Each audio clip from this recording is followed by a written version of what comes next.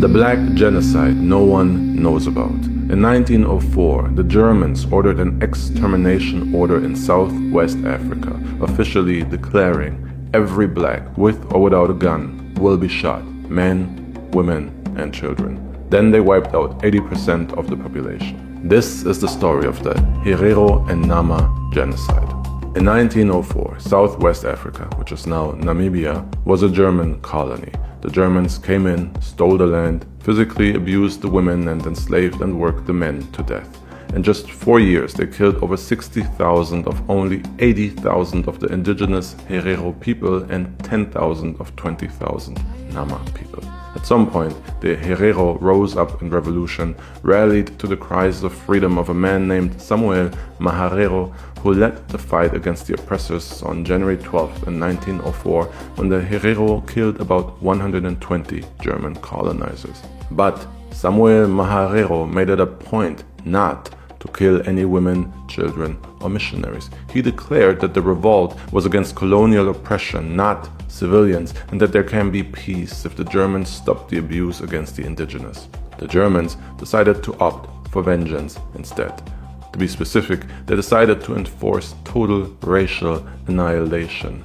German Lieutenant General Lothar von Trotha officially issued the Vernichtungsbefehl, the extermination order. Every Herero, with or without a gun, with or without cattle, will be shot. I will no longer accept women and children.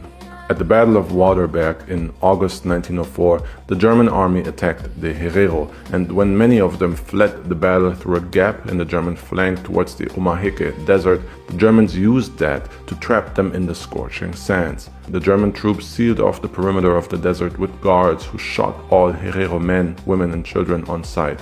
And some even claim that the Germans poisoned all the waterholes. Thousands of Herero lost their lives in the desert, either shot, starved, or otherwise.